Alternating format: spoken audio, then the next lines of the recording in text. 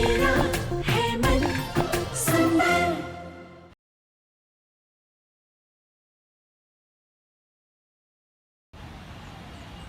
अरे रूही रूही रूही, क्या रूही रूही नाम की रट लगा रखी है तुम लोगों ने? दिमाग खराब हो गया है क्या तुम्हारा? रतन, कहीं ऐसा ना हो कि इस रूही के चक्कर में हम लोगों को नहार से हाथ धोना पड़े।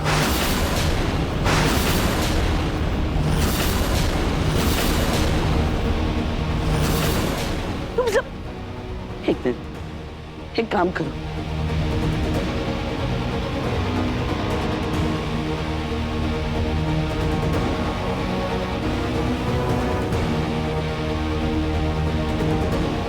ये लो माला, और इस रूही के नाम की माला जपते रहो। लेकिन अगर पागलपन में नहार खुद को कुछ कर लेगा ना, तो उसके बाद इस कूड़े से उठाई हुई अनाथ लड़की को जिंदगी भर सर पे बिठा के रखना, समझे? लेकिन माँ जी, आपने देखा नहीं, नहार सुकून के प्यार में कुछ ज्यादा ही बावला हो रखा है, जैसे किसी चीज की उसकी सुध बुध ही नहीं है। सोनी, तुम लोगों से ज्यादा होली और दिवालियां मनाई है मैंने। दीन दुनिया की तुमसे ज्यादा समझ है मुझको। इधर आओ,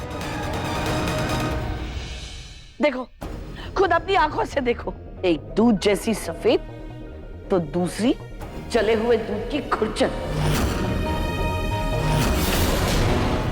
आदमी का दिल हमेशा मनमोहक चीजों पर ही आता है। तुम लोगों ने नहार की शादी जबरदस्ती इस रूही से करवाई। अब तक वो जैसे तैसे मजबूरी में ये रिश्ता निभा रहा था, लेकिन अब उसे सुकून से सच में प्यार हो गया है।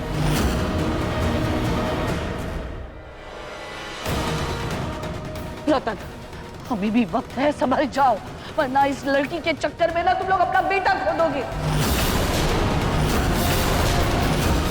नहार अपने आप को कुछ कर डाले, कहीं उसे कुछ हो गया तो हम उसे खो बैठेंगे। तुम समझ क्यों नहीं रहे हो? तुम सब पागल हो गए हो क्या? दादी प्लीज आप शांत हो जाइए, आपकी तबीयत खराब हो जाएगी ना। चल हम चलते हैं। हाँ? देखा, देखो देखो इसे, देखो, इसका भी मन कितना सुंदर है, और तो और इसे मेरी परवाह भी है। अब दादी चलो ना हम चलते हैं, आपको आराम भी करना है ना। चल प्लीज। मुझे तो यही समझ नहीं आ रहा है कि भैया जो हम सब से रूही भाभी के लड़के घर छोड़ के चले गए थे, उन्हें अचानक ऐसा क्या हुआ कि स्कूल के प्यार में इतने मोहित हो गए। रोहित तो ने कुछ पता किया? नहार जी जो ऐसे क्यों बिहेव करे, क्या हो गया उन्हें? वो एकदम शादी। नहार रेलिंग पर जाकर खड़े हो जाओ।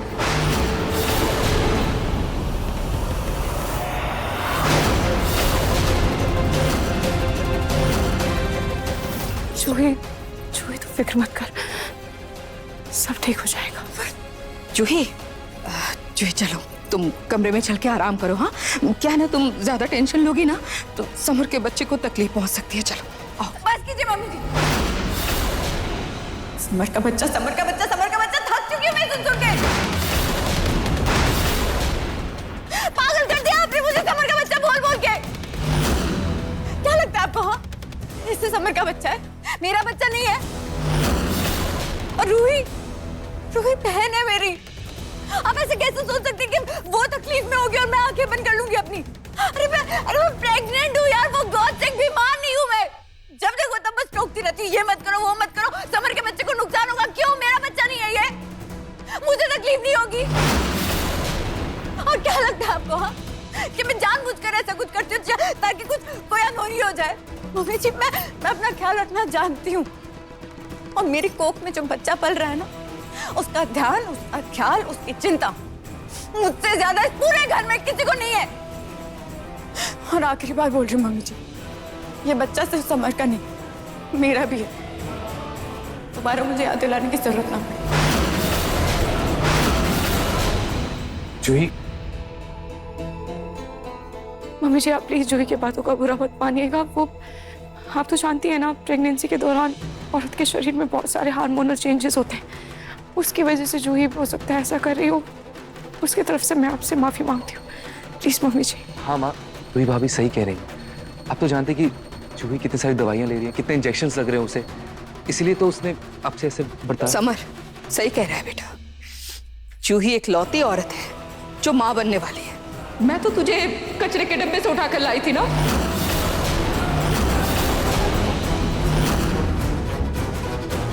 दवाइयां ले रही है।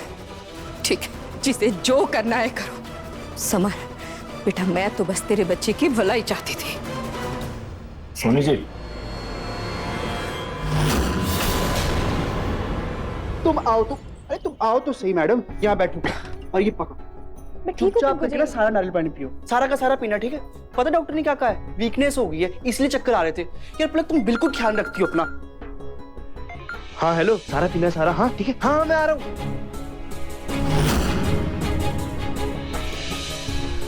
इतने महीनों से दादी कोमा में थी, तो वो अचानक कहाँ जा सकती है? क्या दादी को होश आ गया और वो चली गई? पर फिर भी उन्हें यही आना चाहिए था। मुझे कुछ समझ में नहीं आ रहा है, आखिर दादी है कहाँ?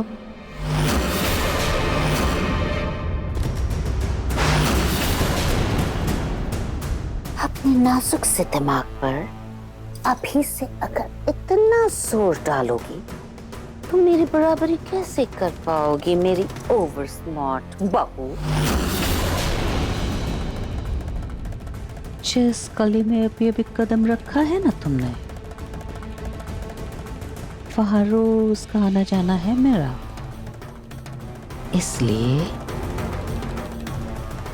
तुम्हारी हर चाल पर नजर है मेरी। इसलिए मेरी जान, जो जैसा चल रहा है ना वैसा चलने दो।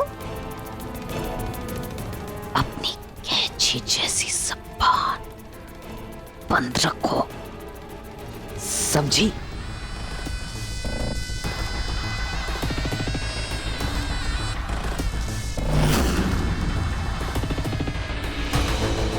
कहीं असली दादी के गायब होने के पीछे ये नकली दादी का हाथ तो नहीं?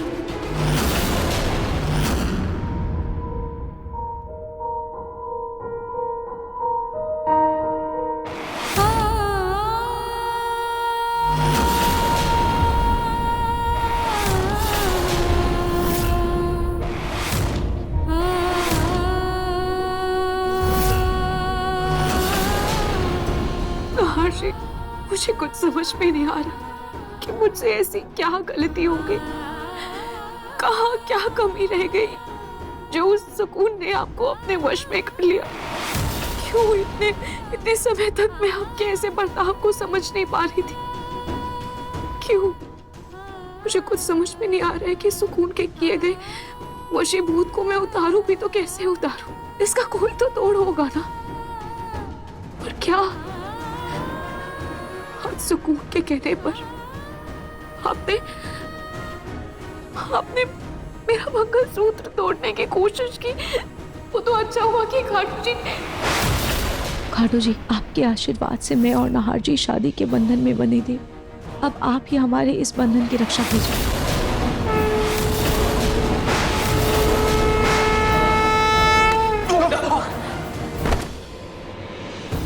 जब मेरे खाटू जी से मदद मांगी तो नाहर जी को झटका लगा और वो पीछे की तरफ गिरे। इसका मतलब भगवान का नाम लेने से, किसी चीज से उस वशीभूत का असर क्या फीका पड़ जाता है? जो भी हो, मैं हार नहीं मानूंगी। मैं अपने नाहर जी को सुकून के उस माया जाल से निकाल कर रखूंगी।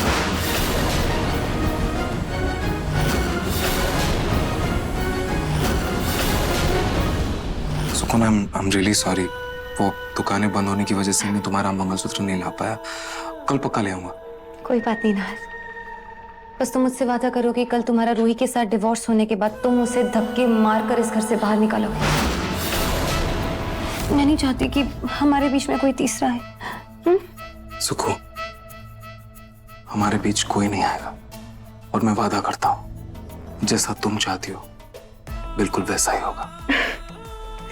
ठीक है ना, अब तुम जाओ। बाय।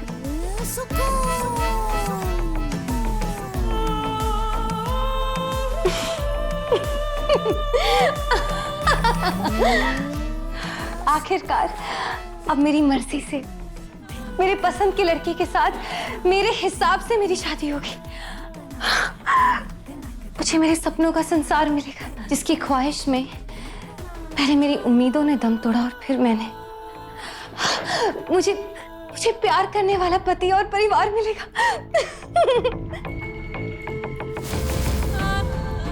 लेकिन परिवार वाले तो मान नहीं रहे।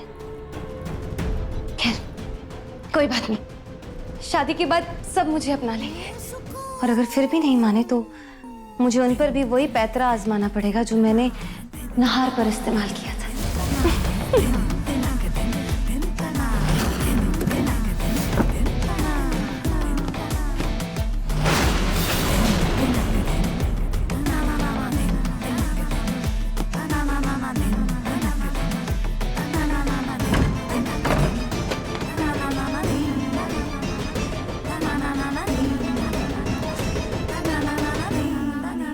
बस यही एक वो कमजोर कड़ी है जिससे मैं सबके सामने बेपर्दा हो सकती हूँ। इसमें मेरी ऐसी असलियत छुपी है जिससे मेरा दफन राज सबके सामने आ जाएगा कि मैं मर चुकी हूँ।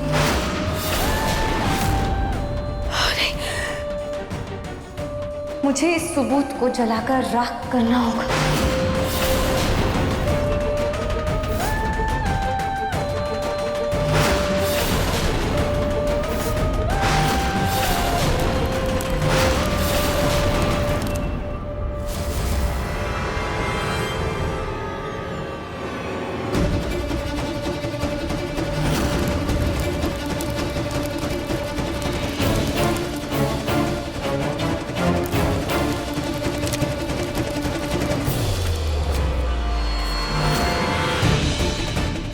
ये जलता हुआ कागज कहाँ से गिरा?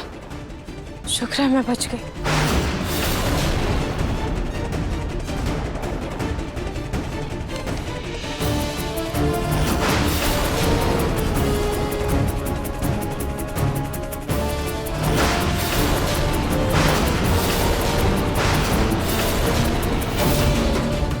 डेथ सर्टिफिकेट, ये तो किसी का डेथ सर्टिफिकेट लग रहा है।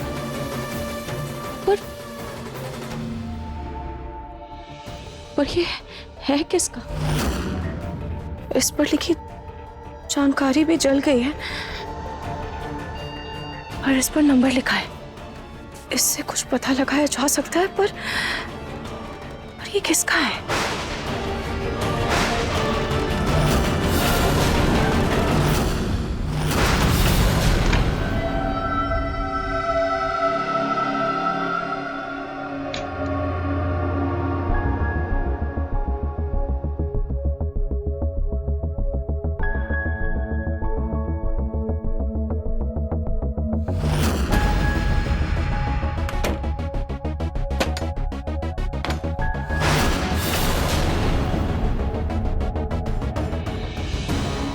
नकली दादी के खिलाफ जरूर कोई ना कोई सबूत होगा।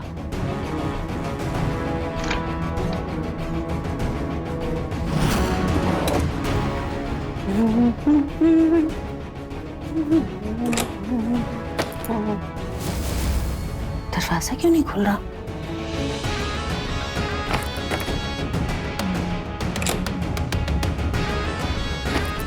अरे ये दरवाजा तो अब भी नहीं खुल रहा।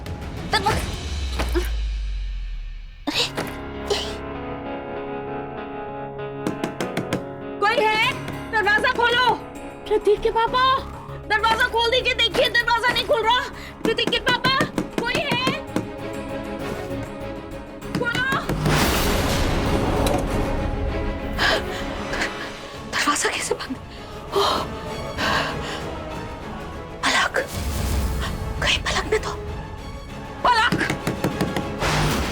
मैं जानती हूँ तुम मुझे सुन रही हो। दरवाजा खोल दो रही, नहीं तो तुम्हारे साथ बहुत बुरा होगा। पलक, मैं कह रही हूँ खोलो। हे भगवान, कहीं दरवाजा पीट पीट के तोड़ ही ना दे। ये काम करती हूँ, चुपके से खोल के भाग जाती हूँ।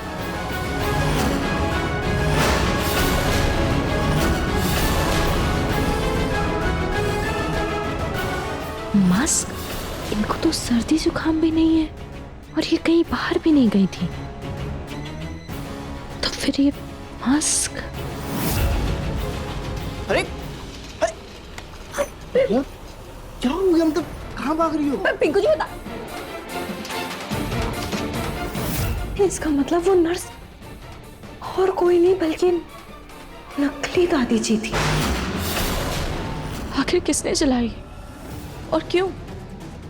किसका डेथ सर्टिफिकेट हो सकता है?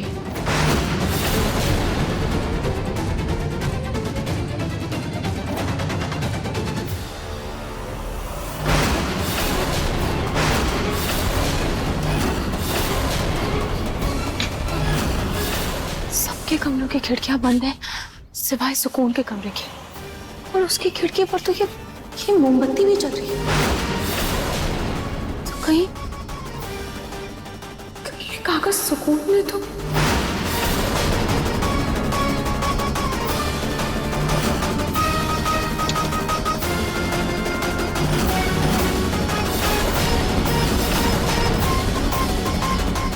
एक बार देख लेती हूँ वो पेपर पूरा जला या नहीं।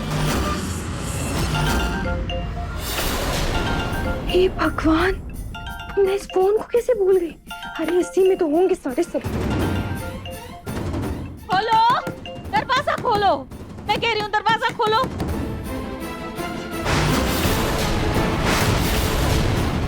मैं कह रही हूँ दरवाजा खोलो। कोई है? कोई? पूनम, खोले, खोले। क्या हुआ? अरे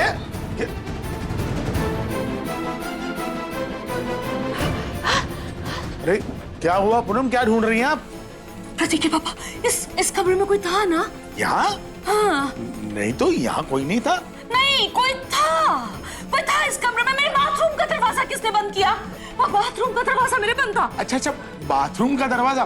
क्या है पूनम, वो बाथरूम की कुंडी है ना, वो थोड़ी लूज है, बहुत बार जोर से बंद करने पे लग जाती है। इतनी गर्मी थी बाथरूम के अंदर, मेरे पसीने के मारे बुरा हाल हो गया। ओह, मैं तो घबरा गई। अच्छा ठीक है, मैं आपके लिए ठंडा शरबत बनाता हूँ, नींबू शरबत, ठीक है?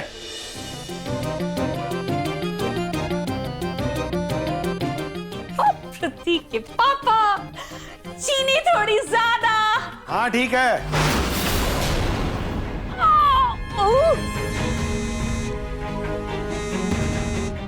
बॉस, उस पूनम को सही जगह छुपा दिया है, आप टेंशन मत लेना। मेरा फोन कहाँ है? मेरा फोन है तो लगाया था चार्जिंग पर। फोन कहाँ गया मेरा? फोन पूनम जी, आ रही हूँ।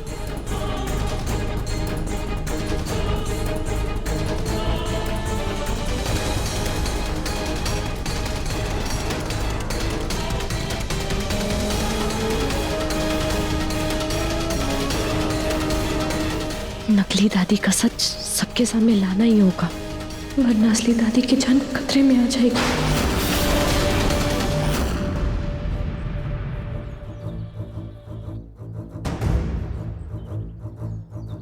पर सुकून ऐसे चोरी छुपे इस कागज को क्यों जलाएगी? कहीं कहीं ये उसके पति का तो नहीं है, पर उसको ऐसे चोरी छुपे इसे जलाने की क्या जरूरत है? उसने तो मुझे बताया था कि इन सब के बारे में उसने नाहर जी को बताया है। नाहर जी को पहले से पता है, क्या पता उसे परिवार वालों से उसके पति के बारे में छुपाना हो, इसीलिए वो इसे जला रही थी। पर पता नहीं क्यों मुझे ऐसा लग रहा है जैसे ये आधा जला कागज ही मुझे सुकून और उसके हर रात से पर्दा उठाने में मदद करे। रूही,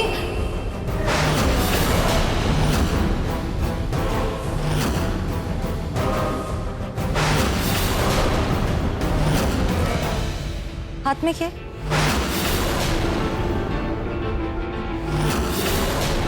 हाथ में क्या छुपा रही हो तुम?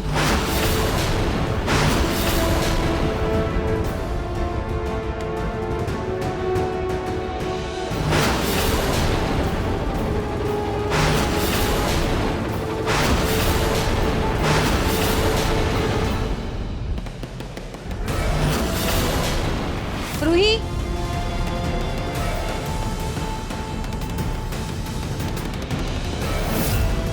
काजल है। काजल की कालिक है या आंसुओं के साथ बहते तुम्हारे अरमान? रो लो, अच्छे से रो लो। रोगी नहीं तो तुम्हारा दर्द हल्का कैसे होगा? आफ्टर ऑल मैंने तुमसे तुम्हारी जिंदगी, तुम्हारा प्यार, तुम्हारा नहार जो छीन रही हूँ तुमसे। कब तक रोगी? हाँ, कब तक आंसू बहाओगी? आई मीन, ये दर्द तो जिंदगी भर का है ना। कि बहुत जल्द तुम्हारी इस घर से विदाई होगी और मेरा गृह प्रवेश। मेरी मानो तो ये आंसू बहाने की जगह तुम अपनी आगे आने वाली जिंदगी के बारे में सोचो रूही, और अपने लिए एक अलग रास्ता चुनो, क्योंकि बहुत जल्द ना तुम्हारे पास ये घर होगा और ना ही साथ देने वाला तुम्हारा पति। सोचना मेरी बात को।